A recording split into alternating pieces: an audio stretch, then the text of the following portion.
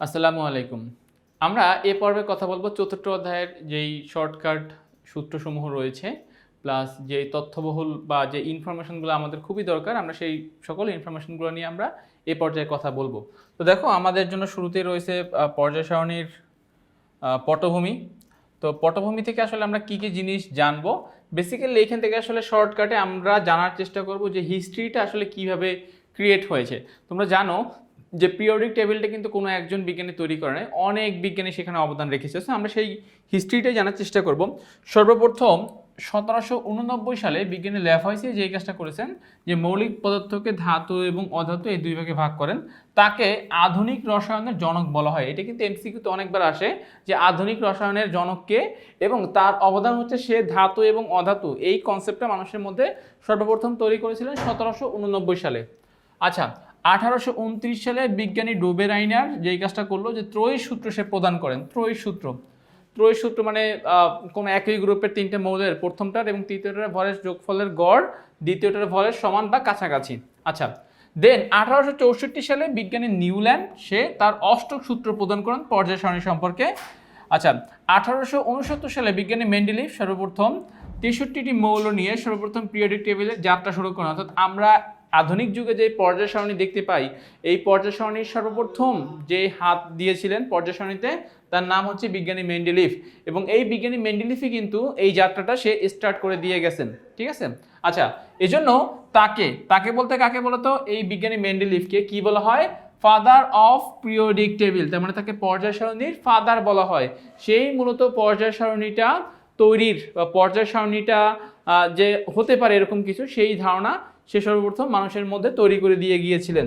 আচ্ছা, 1913 সালে বিজ্ঞানী মোসলে কি করে পারমাণবিক সংখ্যা আবিষ্কার করেন। আমরা জানি যে এখন মৌলগুলোর মূল ভিত্তি হচ্ছে পারমাণবিক সংখ্যা, বাট বিজ্ঞানী মোসলে থেকে শুরু করে তার আগ পর্যন্ত মানুষ কিন্তু পারমাণবিক ভরের উপর ডিপেন্ডেন্ট ছিল। তারা ভর থেকে সমস্ত কাজ করতো, ভর থেকে সমস্ত কিছু সমাধান করার চেষ্টা করতো। বাট বিজ্ঞানী মোসলে এসে বিজ্ঞানী মেন্ডেলিভের একটা ত্রুটি সেটা সমাধান করেন। আর্গন এবং পটাশিয়ামের মধ্যে ভরের একটা ত্রুটি ছিল, সেটা তিনি সমাধান করেন, এবং তারপর থেকে কিন্তু আমরা এখন কোন একটা মৌলের অস্তিত্ব বলতে পারমাণবিক সংখ্যাকেই বুঝি, আমরা কিন্তু ভর সংখ্যাকে আর বুঝি না। আচ্ছা ফাইন, তো ফার্স্টে আমরা এই পয়েন্টগুলো নিয়ে আমরা আলোচনা করলাম। এবারে আসো আমরা চতুর্থ অধ্যায়ের অন্যতম একটা গুরুত্বপূর্ণ দিক কি বলতো, ইলেকট্রন বিন্যাসের সাহায্যে গ্রুপ ও পর্যায় নির্ণয় করা। তো এবারে আসো আমরা সেই পয়েন্টগুলো নিয়ে একটু কথা বলবো। ফার্স্টে কি বলছে দেখো, ফার্স্টে বলতেছে পর্যায় নির্ণয়ের সূত্র একটাই সূত্র। সো কোনো মৌলের ইলেকট্রন বিন্যাসের সবচেয়ে বাইরের প্রধান শক্তি স্তরকে ওই মৌলের পর্যায় নাম্বার বলে। সব থেকে বাইরের প্রধান শক্তি স্তরকে ওই মৌলের পর্যায় সংখ্যা বলে। আচ্ছা, গ্রুপ সংখ্যার জন্য তিনটা সূত্র দেখো, একটা হলো এস, একটা হচ্ছে পি, একটা হচ্ছে ডি। আমাদের জানি যে আমাদের পর্যায় সারণীতে মোট 4টা ব্লক রয়েছে, এস, পি, ডি, এফ। তো এর মধ্যে আমাদের 3টা ব্লক থেকেই ম্যাক্সিমাম ইলেকট্রন বিন্যাস আসে এক্সামে। তো এস ব্লক, আচ্ছা এস ব্লককে আমরা নিয়ম 1 বলতেছি। এখানে আসলে কি বোঝাচ্ছে দেখো, কোনো মৌলের বাহিরের শক্তি স্তর যদি এস থাকে, মানে সেটা 1s হতে পারে, 2s হতে পারে, 3s হতে পারে, 4s হতে পারে, যে কোনো এস যদি থাকে, তাহলে ওই এস এর অরবিটালের মোট ইলেকট্রন সংখ্যাই হচ্ছে গ্রুপ সংখ্যা। সো আমরা জানি যে এস এর সর্বোচ্চ 2টি ইলেকট্রন থাকতে পারে। এখন শর্ত হচ্ছে যে এস এ যেহেতু 2টি ইলেকট্রন থাকতে পারে, তার মানে তোমাদের নিয়ম 1 থেকে আমাদের রেজাল্ট আইদার 1 আসবে আর না হয় 2 আসবে, কারণ এস এর উপরে হয়তো 1টি ইলেকট্রন না হয় 2টি ইলেকট্রন, এর থেকে তো আর খুব বেশি একটা পরিবর্তন ঘটবে না। তাহলে আমরা নিয়ম 1 থেকে এটাই জানতে পারলাম। আচ্ছা, নিয়ম 2 থেকে কি বলছে, যদি কোনো মৌলের বাইরের প্রধান শক্তি স্তরে এস ও পি থাকে, মানে এস আর পি বলতে বোঝাচ্ছে 3s 3p অথবা 4s 4p অথবা 2s 2p, এরকম বাইরের যে শক্তি স্তর সেখানে যদি এস এবং পি থাকে, তাহলে ওই এস ও পি এর মোট ইলেকট্রন সংখ্যার সাথে 10 যোগ করতে হবে। তার মানে ধরো তোমাকে যদি আমি এরকম বোঝাই s2p3, তাহলে এখন এর গ্রুপ কত হবে, এখানে এর গ্রুপ হবে 2 যোগ 3 যোগ 10 এরকম হবে।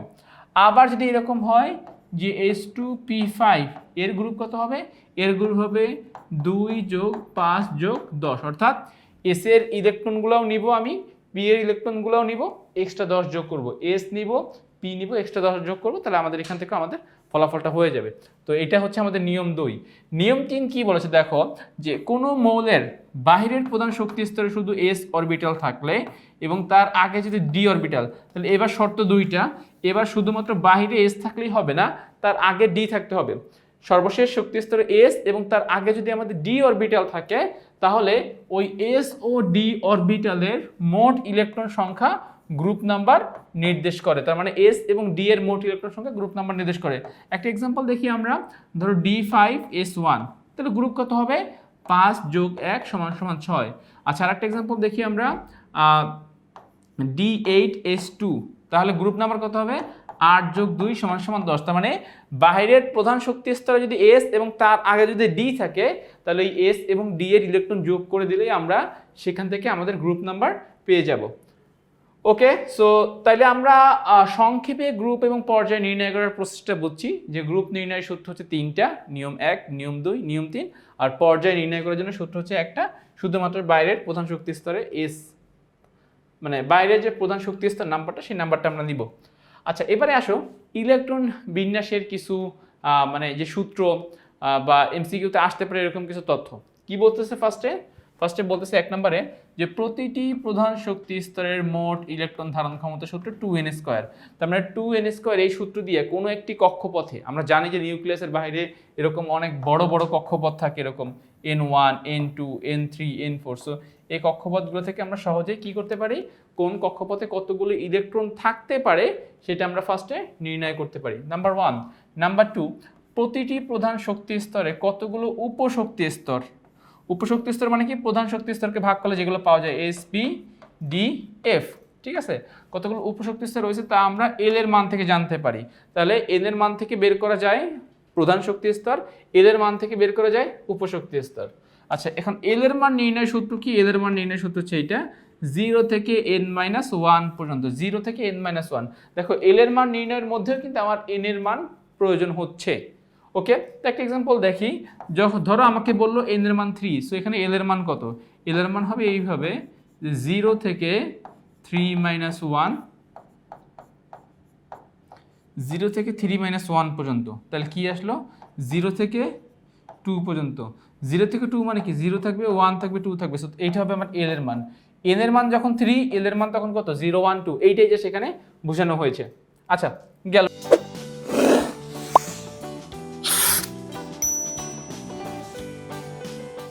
তো এটা আমরা এল এর মানের ব্যাপারটা আমরা ক্লিয়ার হয়ে গিয়েছি।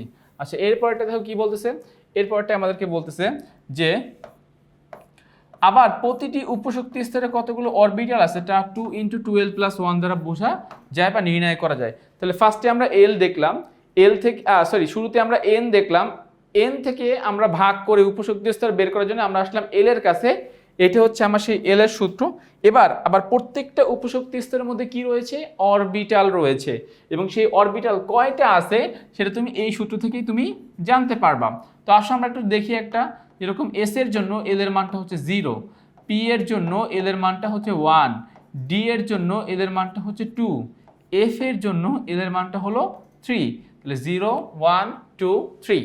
আচ্ছা, এবার আসো এখান থেকে আমরা কি করতে পারবো, দেখো ধরো তুমি ডি অরবিটালে ডি উপশক্তি স্তরে কয়টা অরবিটাল আছে সেটা তুমি জানতে চাচ্ছ। তাহলে আমরা এটা কিভাবে বের করতে পারি, আমরা দেখো এই যে 2 × এল এর জন্য মানে ডি এর জন্য এল এর মানটা কত হতে পারে 2, তাহলে 12+1, তাহলে মোট কত পাচ্ছি আমরা বলো তো, 2 × 2 = 4 আর 5। তার মানে এটা কনফার্ম যে আমাদের ডি উপশক্তি স্তরের 5টা অরবিটাল রয়েছে। আমরা জাস্ট এইভাবে সূত্রগুলোকে সহজে কাজে লাগাতে পারি। আচ্ছা, প্রতিটি উপশক্তি স্তরের মোট ইলেকট্রন ধারণ ক্ষমতা।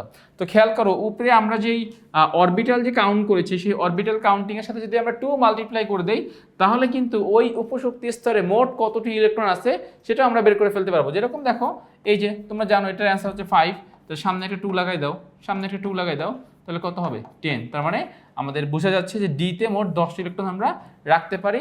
আবার ডিতে ডি উপশক্তি স্তরের অরবিটাল সংখ্যা কয়টা, 5টা। সো এই বিষয়গুলো কিন্তু মূলত এখানে ব্যাখ্যা করা হয়েছে। সো আমাদের এই চার্ট দ্বারা কিন্তু আমরা পর্যায় সারণীর যে ইলেকট্রন বিন্যাস রিলেটেড যে খুঁটিনাটি, কোন কক্ষপথে কয়টি ইলেকট্রন থাকতে পারবে, এই বিষয়গুলো আমরা খুব সহজে এখান থেকে এক্সপ্লেন করতে পারি। তো দেখো আমরা এবার কথা বলবো পর্যায় সারণীর শর্টকাট নিয়ে।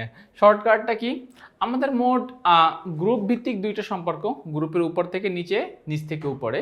আবার পর্যায়ের বাম থেকে ডানে আর ডান থেকে বামে। সো এখন বিষয়গুলো একটু জানার চেষ্টা করবো। দেখো এখানে কি বলছে, গ্রুপের উপর থেকে নিচের দিকে বাড়ে, জাস্ট এই ওয়ার্ডগুলোতে ফলো রাখবা যে গ্রুপের উপর থেকে নিচের দিকে বাড়ে কে কে বলতো, ধাতব ধর্ম আর পরমাণুর আকার। তাহলে এই দুইটা ধর্ম গ্রুপের উপর থেকে নিচের দিকে বাড়ে।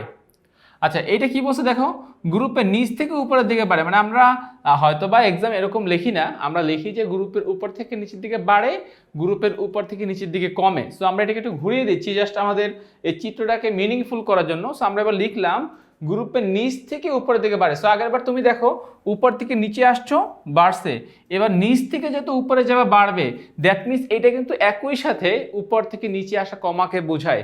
সো আশা করতেছি এই পয়েন্টটা তোমরা খেয়াল রাখবা। যেহেতু আমি নিচ থেকে উপরের দিকে উঠলে যদি বাড়ে, তাহলে আমি যদি উপর থেকে নিচে নামি তাহলে এটা কি হবে বলো তো, কমবে। এখন নিচ থেকে উপরের দিকে বাড়তেছে কে কে, অধাতব ধর্ম, আয়নীকরণ শক্তি, ইলেকট্রন আসক্তি, তড়িৎ ঋণাত্মকতা। সো এই ধর্মগুলো যদি আমি গ্রুপের নিচের দিক থেকে উপরের দিকে যাই তাহলে বাড়বে, আর যদি উপর থেকে নিচের দিকে আসি তাহলে কমবে। গেল এই দুটো। এবারে আসো পর্যায়ের। দেখো কি বলছে, পর্যায়ের বাম থেকে ডানে গেলে বাড়ে, অর্থাৎ একটা পর্যায়ের বাম থেকে ডানে গেলে বাড়তেছে কে কে, অধাতব ধর্ম, আয়নীকরণ শক্তি, ইলেকট্রন শক্তি, তড়িৎ ঋণাত্মকতা। অর্থাৎ এই গ্রুপটাই এরাই কিন্তু পর্যায়ের বাম থেকে ডানে গেলে বাড়তেছে। আবার পর্যায়ে ডান থেকে বামে গেলে বাড়ে, মানে এরকমটা আসলে আমরা লিখি না, কিন্তু জাস্ট আমাদের চিত্রটাকে মিনিংফুল করার জন্য আমরা লিখতেছি যে এখানে লিখতেছি পর্যায়ের বাম থেকে ডানে গেলে বাড়ে, আর এখানে লিখতেছি ডান থেকে বামে গেলে বাড়ে। কে কে বলতো, ধাতব ধর্ম এবং পরমাণুর আকার। আসলে আলটিমেটলি আমরা চাচ্ছিলাম যে এই দুইটা রিলেশনকে এক জায়গায় রাখার জন্য, যাতে তোমরা সহজেই মনে রাখতে পারো, আর এদের দুজনকে এক জায়গায় রাখার জন্য। সো এইটা আসলে আমাদের পর্যায় সারণীর একটা শর্টকাট। আমরা এটা সহজে মনে রাখতে পারি এইভাবে যে একই গ্রুপের উপর থেকে নিচের দিকে গেলে বাড়ে ধাতব ধর্ম, পরমাণুর আকার, আর কমতেছে কে, অধাতব ধর্ম, আয়নীকরণ শক্তি, ইলেকট্রন শক্তি, তড়িৎ ঋণাত্মকতা, এরা হচ্ছে কমে যাচ্ছে। আবার একটা পর্যায়ের বাম থেকে ডানে গেলে বাড়তেছে কে কে, এরাই, যারা এতক্ষণ কমতেছিল এরাই বেড়ে যাচ্ছে, আর যারা এতক্ষণ বাড়তেছিল এরা আবার কমে যাচ্ছে পর্যায়ের বাম থেকে ডানে গেলে।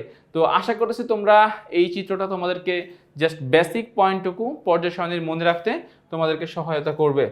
আচ্ছা আমরা যাচ্ছি আমাদের পরবর্তী অংশে। দেখো পরবর্তী অংশে কি বলতেছে, এবার আমরা কথা বলবো আমাদের পর্যায় সারণীর দুইটা বিশেষ গ্রুপের সক্রিয়তা নিয়ে। দেখো এবং এই সক্রিয়তাটা কিন্তু একে অপরের বিপরীত। যেরকম আমরা হ্যালোজেন গ্রুপের সক্রিয়তা দেখতে পাচ্ছি, এটার সক্রিয়তা গ্রুপের উপর থেকে নিচের দিকে ক্রমান্বয়ে হ্রাস পায়, অর্থাৎ গ্রুপের উপরে যারা তারা বেশি সক্রিয়, নিচে যারা তারা কম সক্রিয়।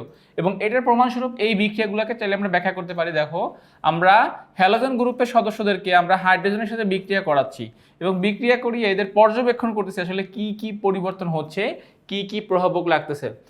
অ্যাজ এ এক্সাম্পল বলা যায়, যখন ফ্লোরিন যখন বিক্রিয়া করে হাইড্রোজেন ফ্লোরাইড তৈরি করতেছে, এই জন্য আমার নিম্ন তাপমাত্রা, অন্ধকার এবং বিস্ফোরণ সহকারে। সো দেখো কম তাপমাত্রায় যে বিক্রিয়াগুলো সম্পন্ন হয়, মনে করতে হবে যে ওই বিক্রিয়াগুলো বেশি সক্রিয় বা ওই বিক্রিয়ার উপাদানগুলো বেশি সক্রিয়। আবার ক্লোরিন যখন বিক্রিয়া করে, ক্লোরিন কিন্তু উচ্চ তাপমাত্রায় বিক্রিয়া করতেছে। সো তাইলে ফ্লোরিন যেহেতু নিম্ন তাপমাত্রা ছিল, ক্লোরিন যেহেতু উচ্চ তাপমাত্রা, সো এখানে অবশ্যই আমাদের বেশি তাপ লাগতেছে, সো ক্লোরিনটা কম সক্রিয়। ব্রোমিনের আবার প্রভাবক দরকার হচ্ছে। আচ্ছা আর আয়োডিনেরও প্রভাবক দরকার হচ্ছে, বাট ব্রোমিন তরল পদার্থ, আয়োডিন কঠিন পদার্থ। সো আমাদের মনে রাখতে হবে তরল পদার্থ কঠিন পদার্থ থেকে বেশি সক্রিয়। সো তাহলে আমরা এখান থেকে এই সিকোয়েন্সটা এখানে ব্যাখ্যা করতে পারি। এবারে আসো আমরা এখান থেকে জাস্ট, তাহলে এখান থেকে আমাদের ডিসিশনটা কি, দেখো ডিসিশনটা চাই যে হ্যালোজেন গ্রুপের সক্রিয়তা উপর থেকে নিচের দিকে কমে যায়, হ্যালোজেন গ্রুপের সক্রিয়তা উপর থেকে নিচের দিকে কমে যায়। আমরা এখন কথা বলবো আমাদের গ্রুপ 1 নিয়ে। গ্রুপ 1, এখানে গ্রুপ 1 হবে। তো এই গ্রুপ 1কে আমরা কি করলাম, পানির সাথে বিক্রিয়া করালাম। এই গ্রুপে যে প্রত্যেকটা সদস্য আমরা জানি গ্রুপ 1-এ যারা আছে মৌলসমূহ, এরা পানির সাথে বিক্রিয়া করে হাইড্রোজেন গ্যাস এবং তীব্র ক্ষার উৎপন্ন করতে পারে। তো দেখো আমরা সমস্ত বিক্রিয়াগুলো জাস্ট এখানে মানে ব্যাখ্যা করলাম, সমস্ত বিক্রিয়াগুলোকে আমরা এখানে জাস্ট এক্সপ্লেন করলাম। আচ্ছা তো এবার আমাদের যেটা মূল উদ্দেশ্য যে এই পয়েন্টগুলো আসলে ব্যাখ্যা করা, ঠিক আছে। সো দেখো লিথিয়াম পানির সাথে কিন্তু ধীরে ধীরে বিক্রিয়া করে এবং বিক্রিয়ার পরবর্তী অবস্থাটা বেশ শান্ত থাকে, বাট সোডিয়াম কিন্তু খুব দ্রুত বিক্রিয়া করে এবং গরম হয়ে যায়, গ্যাস তৈরি করে। তো দেখো লিথিয়ামের যে কন্ডিশন তার থেকে সোডিয়ামের কন্ডিশনটা আরও একটু বিস্ফোরক, ঠিক আছে। আচ্ছা পটাশিয়ামের কাছে যদি আসি, তাহলে পটাশিয়াম খুব দ্রুত বিক্রিয়া করে এবং আগুন ধরে যায়। পটাশিয়াম পানির সাথে যখন বিক্রিয়া করে তখন সে আগুন ধরে যায়, তার মানে কি সোডিয়াম থেকে পটাশিয়ামটা বেশি সক্রিয়। আচ্ছা আবার রুবিডিয়াম কি করে, অত্যন্ত দ্রুত বিক্রিয়া করে এবং বিস্ফোরণ ঘটে। শুধু আগুনই ধরে যাবে না, এখানে একটা ব্লাস্ট হয়ে যাবে আর কি বিক্রিয়া করার ফলে। তাহলে বোঝা যায় যে পটাশিয়াম থেকে রুবিডিয়াম বেশি সক্রিয়। আবার দেখো সিজিএমের ক্ষেত্রে কি হয়, অত্যন্ত বিপজ্জনক এবং বিস্ফোরণ সহকারে বিক্রিয়া করে, বিকট শব্দে বিস্ফোরণ করে। তার মানে বিশাল একটা এক্সপ্লোশন এখানে মানে সম্পন্ন হয়। তো প্রত্যেকটা পয়েন্ট দেখো, তুমি যদি উপর থেকে নিচ দিকে যদি তুমি মানে পয়েন্টগুলোকে যদি লক্ষ্য করো, তাহলে দেখবা যে আস্তে আস্তে এর ধ্বংসাত্মকটা বাড়তেছে। আস্তে আস্তে ফার্স্টে ধীরে ধীরে বিক্রিয়া, তারপরে দ্রুত, তারপরে খুব দ্রুত, তারপরে অত্যন্ত দ্রুত, তারপরে অত্যন্ত বিপজ্জনক এবং বিস্ফোরণ সহকারে। তো এই পয়েন্টগুলো আসলে বোঝায় যে আমি যত গ্রুপের উপর থেকে নিচের দিকে যাব, অত আমার সক্রিয়তা বাড়বে। কাদের? এই যে ধাতুসমূহ আছে, এই সকল ধাতুসমূহের। সো তুমি এখান থেকে তাহলে এরকম লিখতে পারো, সিজিয়াম সব থেকে বেশি সক্রিয়, তারপরে কে রুবিডিয়াম, তারপরে কে পটাশিয়াম, তারপরে কে সোডিয়াম, তারপরে কে লিথিয়াম। ঠিক আছে, so lithium, sodium, potassium, rubidium, caesium. তো এইভাবে আসলে আমরা এদের সক্রিয়তাগুলো ব্যাখ্যা করতে পারি গ্রুপ 1 এর জন্য। তাহলে এখান থেকে আসলে কি বোঝা যাচ্ছে, যে হ্যালোজেনের সক্রিয়তা উপর থেকে নিচের দিকে কমছে, আর গ্রুপ 1 এর সক্রিয়তা উপর থেকে নিচের দিকে বাড়ছে। সো এইভাবেই আসলে আমাদের পিরিয়ডিক টেবিলের যে সূত্রসমূহ, যে শর্টকাট তথ্যগুলো আছে, সেই তথ্যগুলোকে খুব সহজেই সাজানো যায়। আমি আশা করতেছি চ্যাপ্টার 4 এর শর্টকাট ইনফরমেশনগুলো তোমরা সহজেই বুঝতে পেরেছো।